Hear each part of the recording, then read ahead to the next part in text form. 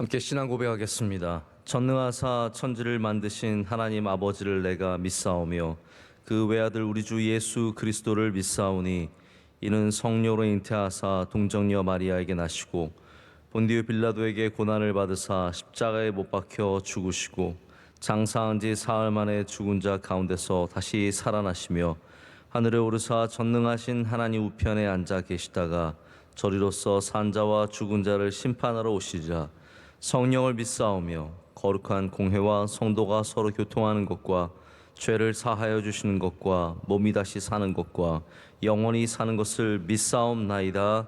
아멘. 함께 찬송가 267장 찬송하시겠습니다.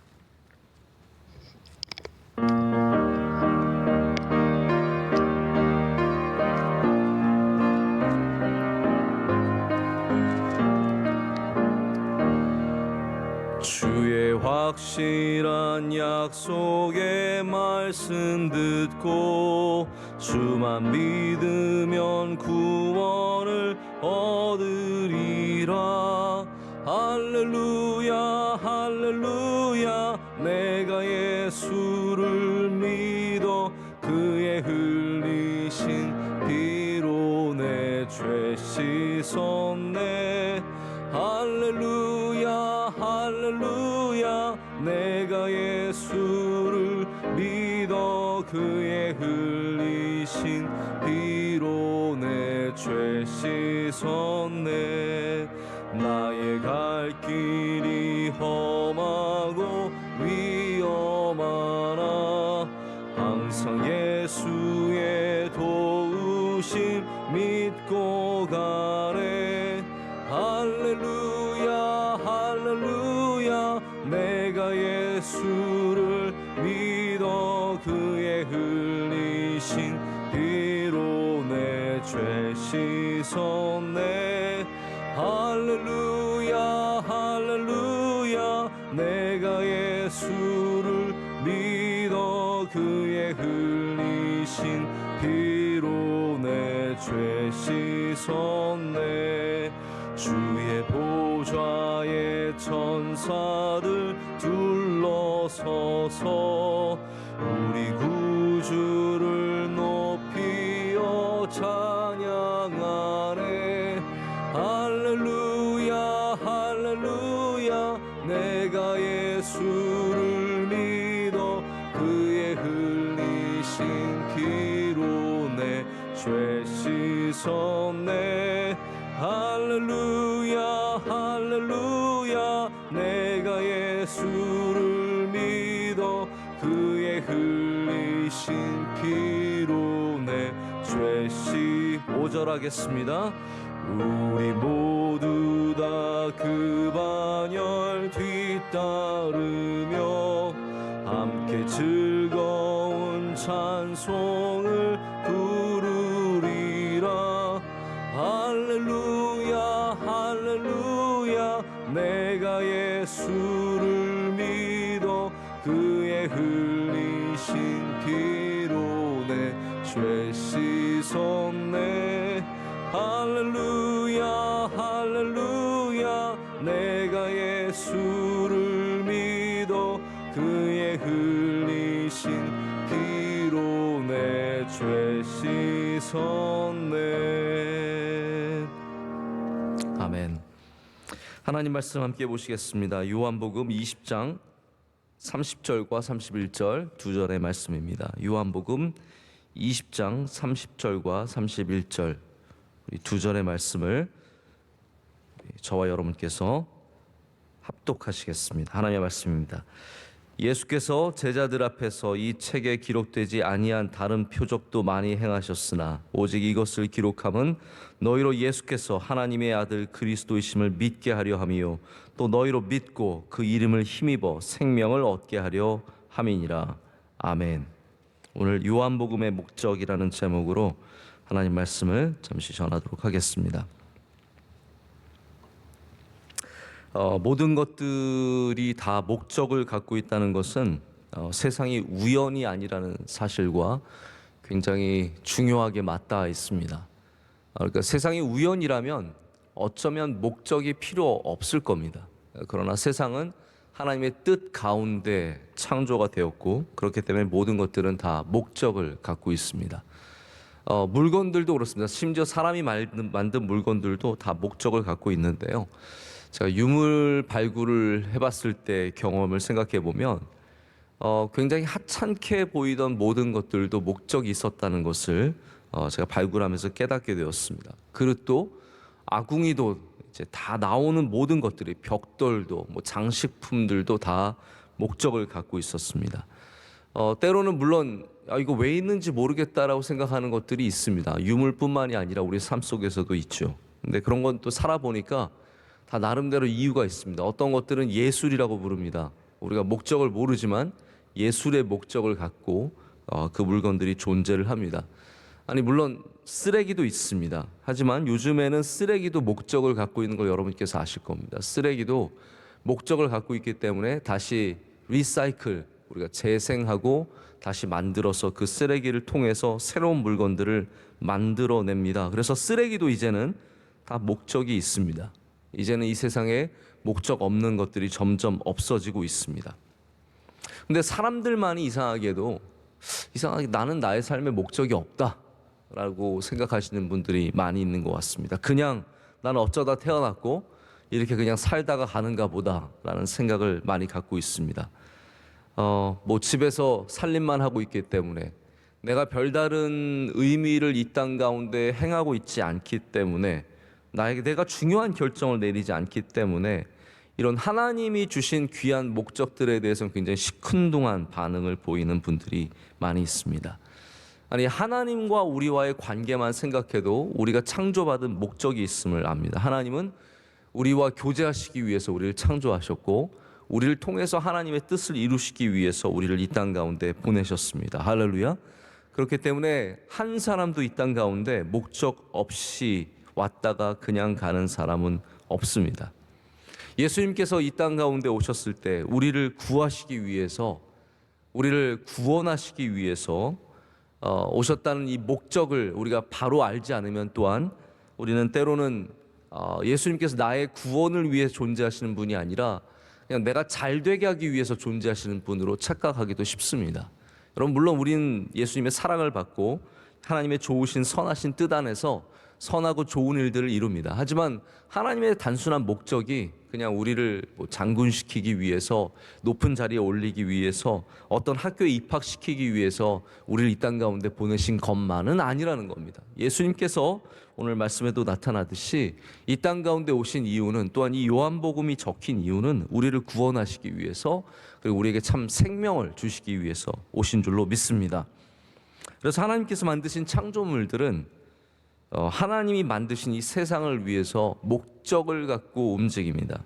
제가 한 번은 굉장히 감동스러운 다큐멘터리를 봤는데요. 뭐 처음부터 끝까지 다 보진 않았지만 이 시작이 그렇습니다. 바람 하나가 막 불기 시작을 하는데 그 바람이 모래를 일으킵니다. 모래를 확 띄워가지고 그 모래가 많이 날아가서 어느 지역에 떨어집니다. 그럼 거기서 그 모래가 주는 유기물을 통해서 성장하는 생명이 있습니다.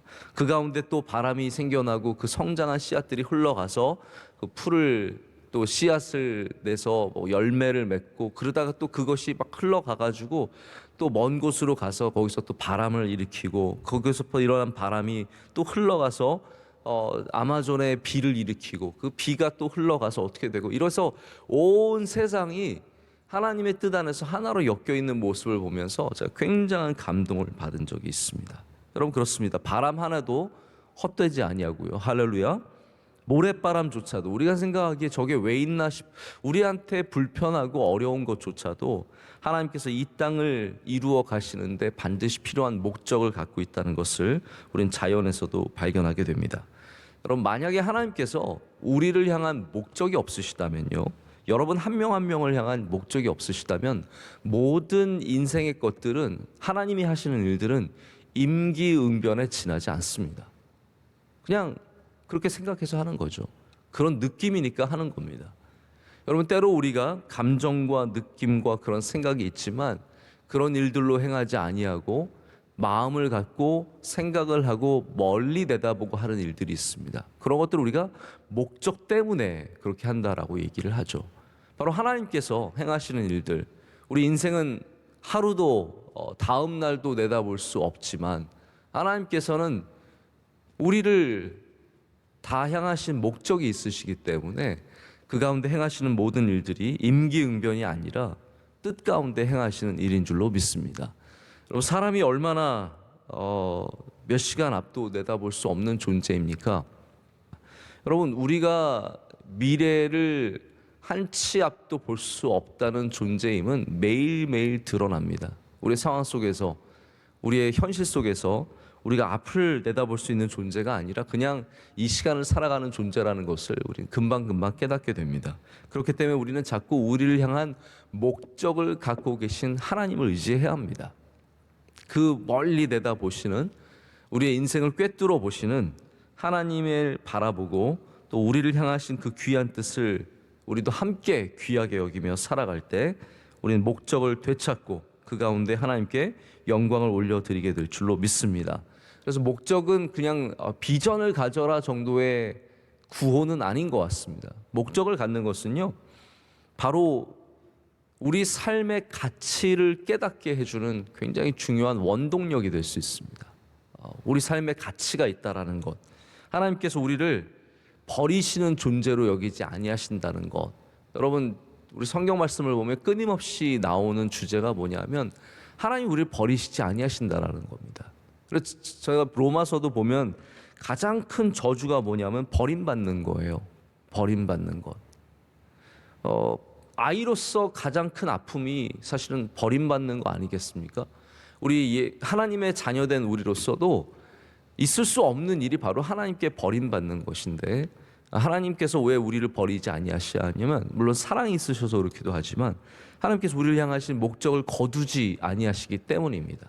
만약에 그 목적을 거두신다면 뭐 우리가 버림받아도 아무 상관이 없는 것이겠죠. 그렇기 때문에 오늘도 우리 다시 한번 하나님이 우리를 향해서 목적을 갖고 계심을 분명하게 믿고 그 목적의 가치를 찾는 귀한 날이 될 줄로 믿습니다.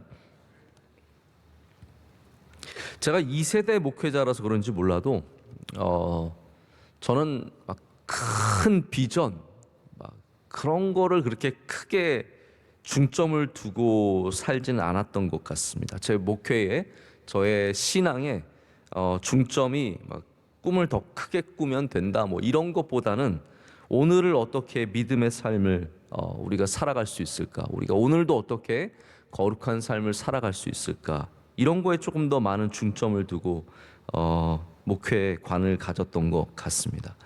그런데 저는 목적이란 걸 그러나 또 동시에 굉장히 중요하게 여기는 것은 우리가 목적이 있어야 오늘의 삶이, 그러니까 오늘의 삶이 중요하다면 목적을 가져야 된다는 거죠. 왜냐하면 목적이 있어야 오늘의 삶이 흐트러지지 않기 때문입니다. 우리가 목적이 없으면 그냥 막 살아갈 수 있거든요.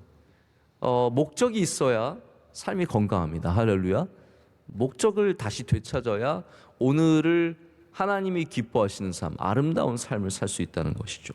오늘 말씀은 바로 그러한 목적에 대한 이야기를 하고 있습니다. 요한복음도 그냥 어떤 요한이라는 사람이 그냥 기분 되는 대로 끄적거린 책이 절대로 아니라는 겁니다. 심지어는 우리가 생각하는 것처럼 무슨 역사서가 아니에요. 절대로 복음서는 역사서가 아닙니다. 일기라는 걸 어린 아이들이 쓸 때 보면은 그냥 그날 있었던 일 그냥 다 씁니다. 아침에 일어나서 엄마가 밥을 줬는데 맛있었다. 그리고 나서 텔레비전을 봤는데 재미가 없었다. 그리고 나서 아빠가 잠시 돌아왔는데 아빠랑 싸웠다. 뭐 이게 어린아이들의 일기예요. 그냥 종일 있었던 일을 쭉 적는 겁니다. 여러분, 복음서는 그냥 있었던 일 적는 일기가 아닙니다. 그래서 오늘 말씀에도 분명히 적는 것은 예수님께서 행하신 표적, 예수님의 사인들, 예수님께서 그리스도의 되심에 대한 사인들이 수없이 많았지만 그거 다 적지 않았다라는 거예요. 이게 일기가 아니기 때문에, 역사서가 아니기 때문에 다 적지 않았다는 거죠. 복음서는 역사에 기반한 복음을 전하는 책입니다. 예수님이 행하신 일들을 모아서 그 가운데 정말 우리가 예수가 그리스도이심을 알게 하기 위해서 모아서 쓴 하나님의 말씀이죠. 할렐루야. 그래서 이 안에는 역사와 비슷한 역사 같은 부분들이 있지만 결코 어떤 예수님께서 행하신 모든 사건들을 기록한 책이 아니라 우리로 복음을 알고 복음을 믿게 하려는 책입니다. 그래서 마태복음과 마가복음은 굉장히 흡사한 내용들이 많지만 그럼에도 또 다릅니다. 요한복음은 특별히 마태, 마가, 누가복음과는 전혀 다른 이야기들이 굉장히 많이 나옵니다. 의아해할 수 있죠. 왜 다른 복음서에 없는데 왜 여기만 있는가? 그럴 수 있는 거예요. 왜냐하면 요한복음은 요한복음에 맞는 목적을 갖고 이야기를 끌고 가고 있기 때문입니다. 그래서 이 요한복음에 나와 있는 모든 이야기들은 우리로 하여금 예수님께서 우리의 그리스도 되심을 믿게 하고 그로 말미암아 생명, 할렐루야, 여러분들도 예수님을 믿으면 생명을 얻습니다. 특별히 요한복음은 이거를 뭐라고 표현하느냐면 영생이라고 하죠. 영생. 우리가 eternal life라고 해서 영원한 생명인데 저는 영생이라는 이것을 두 가지 개념으로 항상 생각을 합니다. 첫째는 뭐냐 하면 정말 말 그대로 영원한 생명이에요. 우리 예수 그리스도를 믿으면 이 구원함을 얻은 우리는 우리 하나님과 함께 영원히 살아갈 수 있는 영생을 얻게 됩니다. 그것이 바로 부활의 몸이 되는 것이고 부활의 영이 되는 것이죠. 그러나 또한 저는 영생을 예수님 믿는 삶이라고 말하고 싶습니다. 왜냐하면 영원한 존재는 예수 그리스도밖에 없거든요. 이 세상에 영원한 것은 아무것도 없습니다. 영원한 것은 예수님밖에 없는데 그 예수님 안의 삶을 우리가 영생이라고 부르는 것이죠. 예수님을 믿는 삶. 그래서 영생은 그냥 죽어서 누리는 영생만이 아니라 이 땅 가운데서도 eternal life, 우리가 영생을 누리며 사는 것은 바로 예수 그리스도를 믿는 삶을 살기 때문입니다. 이것이 바로 이 복음서 예수님을 믿는 것에서 나오는 너무나 귀한 하나님의 은혜라는 것이죠. 여러분, 그래서 요한복음을 읽을 때에도 어떠한 복음서를 읽을 때에도 이것이 우리가 예수님 믿게 하려는 복음서임을 절대로 잊어서는 안 됩니다. 목적을 되찾아야 거기에 참 기쁨과 은혜가 있다라는 말이죠. 저도 가끔씩 이제 목적을 잃어버릴 때가 있는 것 같습니다. 이게 뭐 모든 물건들도 시간이 지나면 헐거워지듯이 저도 목회하다 보면은 그냥 살아가다 보면 저도 모르게 목적을 조금씩 잃어버리고 헐거워지는 제 자신을 발견하게 됩니다. 저는 설교도 목적이 있다고 생각하거든요. 설교가 뭐 한 개인의 지식을 자랑하거나 언변을 자랑하기 위해서 있는 것이 아니라 설교도 하나님의 은혜를 전하고 예수 그리스도의 복음을 통해서 생명을 얻게 하려고 하는 분명한 목적이 있습니다. 하나님의 영광을 나타내려고 하는 목적이 있는 거죠. 그래서 매년 제가 헐거워진 설교의 목적을 되찾고자 항상 같은 책으로 돌아갑니다. 제가 존경하는 목사님이 쓰신 설교에 대한 책이 있는데 그걸 통해서 저의 설교를 다시 한번 조이는 겁니다. 또 원로 목사님 말씀을 들으면서 이 교회와 예수님에 대한 정말 근본적인 메시지를 다시 찾을 때가 참 많이 있습니다. 여러분, 반드시 우리의 목적을 되찾아야 아름다워집니다. 여기서 목적에서 멀어지면 멀어질수록 그것은 필요 없는 존재로, 필요 없는 것들로, 쓸모없는 것들로 바뀌어진다는 것이죠. 그래서 오늘 말씀은 우리가 목적을 되찾기 위해서 반드시 기억해야 하는 말씀입니다. 우리 신앙도 목적이 필요합니다. 아까 말씀드렸다시피 우리가 무엇이 되기 위해 믿는 것이 아니라 구원함을 얻기 위해 믿는 것이지 않습니까? 근데 이 신앙이 자꾸 방향이 바뀌어지면 우리 여기로 다시 돌아와야 합니다. 요한복음으로 돌아와야 하고 마태복음으로 돌아와야 하고, 제가 왜 여러분과 함께 제가 명성교회 오자마자부터 요한복음을 했냐 하면 예수님 믿는 것이 우리의 가장 중요한 목적이기 때문입니다. 이 목적에서 멀어지면 멀어질수록 우리 교회는 하나님께서 기뻐하시지 않는 교회가 되는 것이죠. 그냥 우리의 잔치를 위해서 필요한 교회가 아니라 하나님의 목적을 위해서 필요한 교회가 되어야 할 줄로 믿습니다.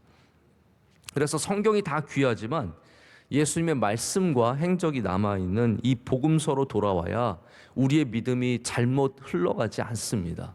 여러분, 성경 다 귀합니다. 어떻게 귀하지 않을 수 있겠습니까? 처음부터 끝까지 하나님의 말씀인데요. 그러나 복음서는 정말 분명한 목적을 갖고 있습니다. 예수님 믿게 하라는 것이 우리의 복음서의 목적입니다. 그래서 반드시 복음서로 돌아와서 우리는 항상 주님을 믿는 믿음을 다시 다져야 합니다. 혹시 여러분의 신앙이 내가 요즘에 잘 못 믿는 것 같다, 그럼 복음서 다시 읽으시면 됩니다. 다시 복음서로 돌아와서 예수님을 붙잡아야 합니다. 내가 잘못 가는 것 같다, 여기로 돌아와야 되는 거예요. 내 기도가 이상해지는 것 같다, 저도요, 기도가 조금 이상해지면은 주기도문 꼭 다시 한번 점검을 하고 예수님이 가르치신 기도로 돌아오려고 노력을 많이 합니다. 왜냐하면 그 안에 우리의 어떤 기본 목적이 바로 가르쳐지는 은혜가 있기 때문입니다. 다른 성경도 물론 구약 성경도 타나크라고 하는 여러 세 가지로 되어 있는 이 구약 성경도 분명한 목적을 갖고 있습니다. 이 디모데 후서에서 바울이 디모데에게 뭐라고 얘기하냐면, 성경이, 너가 어려서부터 배운 성경이 굉장히 귀하다는 얘기를 하면서 이런 말씀을 하죠. 또 어려서부터 성경을 알았나니 성경은 능히 너로 하여금 그리스도 예수 안에 있는 믿음으로 말미암아 구원에 이르는 지혜가 있게 하느니라. 그러니까 이 유대인들이 처음 받았던, 초대교회에 받았던 성경은 우리가 받은 신약 성경이 아닙니다. 구약 성경을 성경이라고 부르고 있는 거죠. 근데 그것도 그 안에 예언된 수많은 하나님의 말씀으로 말미암아 예수 그리스도를 믿는 믿음으로 말미암아 구원에 이르게 하는 지혜가 있다라고 얘기합니다. 그래서 바울도 구약 성경을 통해서 많은 설교를 하지 않습니까? 근데 거기에 더해서 모든 성경은 하나님의 감동으로 된 것으로 교훈과 책망과 바르게 함과 의로 교육하게 유익하니 이는 하나님의 사람으로 온전하게 하며 모든 선한 일을 행할 능력을 갖추게 하려 함이라. 아멘. 여러분, 성경은 이런 목적이 있어요. 이런 교훈도 교육하기에도 바르게 함도 다 귀한 목적을 갖고 있습니다. 그러나 정말 예수 그리스도를 믿게 하려는 목적을 가진 것은 이 사복음서입니다. 다른 모든 것들도 다 귀하고 이르게 하는 지혜도 주지만 정말 사복음서만큼은 우리로 하여금 예수님을 믿게 하려는 목적을 갖고 썼다는 것이죠. 여러분, 우리 다시 복음서로 돌아가야 할 줄로 믿습니다. 항상 복음서로 돌아가서 예수님 잘 믿는 주의 성도들 되어야 할 줄로 믿습니다. 오래전에 베스트셀러였던 목적이 이끄는 삶이란 책이 있습니다. 미국의 릭 워렌 목사님이 쓰신 책이죠. 근데 이분이 그 목적이 이끄는 삶 쓰기 전에 먼저 쓴 책이 뭐냐면 목적이 이끄는 교회예요. 이 책을 먼저 쓰셨다 그러더라고요. 제가 근데 그 책의 내용들 이렇게 보면은 참 우리 교회의 목적과 똑같다라는 그런 생각을 해보게 됩니다. 이게 5개인데 각각 다른 단어로 바뀌어도 이상하지 않을 정도로 이게 굉장히 큰 의미를 갖고 있기 때문에 그냥 그대로 말씀을 드리자면, 예배, 목양, 전도, 이게 전도와 선교겠죠. 그리고 신앙의 공동체, 신앙 훈련. 신앙 훈련은 제자도라고 부르기도 하고 디사이플십이라고 부르기도 하는데, 이 제자의 훈련, 이게 다 교회의 가장 중요한 목적이고 여기서 멀어지면 안 된다라는 겁니다. 용어는 항상 바뀔 수 있기 때문에 용어를 따지진 않지만 이 5가지는 이 교회가 어떠한 목적을 갖고 가야 아름다운지를 굉장히 중요하게 보여줍니다. 여러분, 마찬가지로 교회도 목적을 잃어버리면 이 땅 가운데서 맛을 잃어버린 소금으로 그냥 버려질 뿐이다라고 주님께서는 말씀하십니다. 우리 그리스도인이 이 하나님의 주신 목적을 잃어버리면 맛을 잃어버린 소금에 지나지 않는다는 거죠. 우리가 밀레니얼 세대를 Z세대라고 부릅니다. 옛날엔 X세대도 있었는데 어느새 Z까지 왔습니다. 이제 Z 다음에 뭐가 다시 A로 돌아갈지, 뭐가 어떻게 될지 모르겠는데 밀레니얼 세대를 Z세대라고 부르거든요. 근데 Z세대가 정말 생각이 독특해요. 저도 요즘에는요, 20대는 모르겠어요. 진짜로 목회를 하면서 20대를 사랑하지만 20대는 무슨 생각을 하는지 도대체 제가 감이 오지 않습니다. 저도 굉장한 세대 차이를 느끼거든요. 이게 10살만 세대 차이가 나도 나이 차이가 나도 세대 차이가 확실한데, 이제는 저랑 30살, 20살 이상 차이 나는 우리 청년들과 이게 제가 참 굉장히 쉽지 않습니다. 근데 Z세대가 굉장히 독특하지만 그들이 갖고 있는 신념이 있다는 거예요. 그게 뭐냐 하면 기업이든 단체든 목적에 부합하면 박수를 쳐준대요. 이게 기업이든 단체든 목적에 부합된 그런 기능들을 하고 그러한 역할들을 하면 박수를 쳐주는데, 그렇지 않으면 그게 얼마나 크든 유명하든 사람들이 좋아하든 굉장히 가차 없이 비난하고 비판한다는 거죠. 여러분, 우리 교회가 뭐 어른들만 좋아하는 교회가 될 수는 없습니다. 다시 말해서 우리 교회는 모두가 은혜를 받고 모두가 기뻐하는 교회가 되어야 하는데, 우리 젊은 세대들이 갖고 있는 관점을 한번 볼 필요가 있습니다. 우리 교회도 목적에 부합하면, 하나님께서 이 땅 가운데 주신 교회의 목적, 바로 복음을 전하고 주의 귀한 백성들을 길러내며 어려운 자들을 돕고 이 복음을 통해서 하나님의 나라를 세워가는, 그리고 하나님이 기뻐하시는 예배를 드리는 이 모든 일들을 감당한다면 우리 교회는 하나님께서 기뻐하실 뿐만 아니라 이 세상 속에서도 칭찬받고 사랑받고 하나님의 귀한 복음을 전하는 교회로 소금과 같은 맛을 내게 될 줄로 믿습니다. 여러분의 목적이 있다는 것을 오늘 다시 말씀을 드립니다. 요한복음도 목적이 있고 우리의 삶도 목적이 있고 우리의 아이들도 분명히 하나님이 주신 목적이 있고, 정말 하찮게 여겨지는 것들조차도 하나님께서는 목적을 두고 계심을 오늘 우리는 다시 한번 생각해 보게 됩니다. 여러분의 목적을 귀하게 여기시고 너무 멀리 떠내려가지 마시고 다시 복음으로 돌아오시고 다시 기도로 돌아오셔서 여러분의 목적을 꼭 이루시는 귀하고 복된 삶이 되시기를 축복합니다. 함께 기도하시겠습니다. 참 좋으신 하나님 아버지, 감사합니다. 오늘도 하나님이 주신 귀한 새벽 예배에 거르지 않고 나와서 예배하게 하심을 감사합니다. 하나님, 우리 가운데 몸으로 마음으로 지쳐있는 사람들이 있으면 예배를 통해서 회복되게 하여 주시옵소서. 지쳐있는 몸 가운데 하나님 주님께서 힘과 능력을 더하여 주시옵소서. 마음과 영혼이 힘들어 지쳐 있으면 오셔서 만져주시고 위로하셔서 새 힘을 주시며 다시 일어나 주님이 뜻하시는 일들을 이루기 위해서 앞으로 나아갈 수 있는 주의 귀한 자녀들이 되게 하여 주시옵소서. 하나님 아버지, 우리 교회를 세워주신 목적이 있는 줄로 믿습니다. 원로 목사님을 통해서 시작하신 귀한 일들, 하나님 우리 계속해서 이어갈 수 있도록 하여 주시옵고 하나님의 뜻을 이루며 하나님을 기쁘시게 하는 교회가 되게 하여 주시옵소서. 우리 성도들도 삶의 목적이 있음을 잊지 않게 하여 주시옵소서. 어떠한 삶을 살아가든지 하나님 어렵고 힘든 삶 속에서도 목적을 바라보며 다시 힘을 내서 하나님께 영광 올려드리는 삶이 되게 하여 주시옵소서. 하나님, 우리가 복음을 잃어버리고 그냥 종교로서 문화로서 예수님을 믿고 있다면 다시 복음서로 돌아가 예수님을 믿고 참 생명을 얻게 하여 주시옵소서. 참 생명을 갖고 세상으로 나아가서 어두움을 이겨내게 하여 주시옵고 승리하는 주의 백성들이 될 줄로 믿습니다.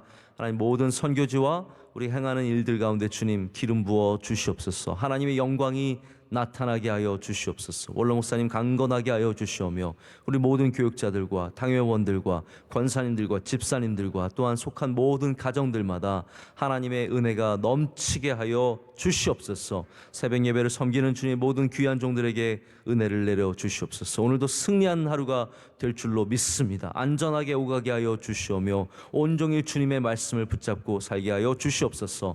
이 모든 것을 감사드리며 우리를 사랑하시는 예수 그리스도의 이름으로 간절히 기도드립니다.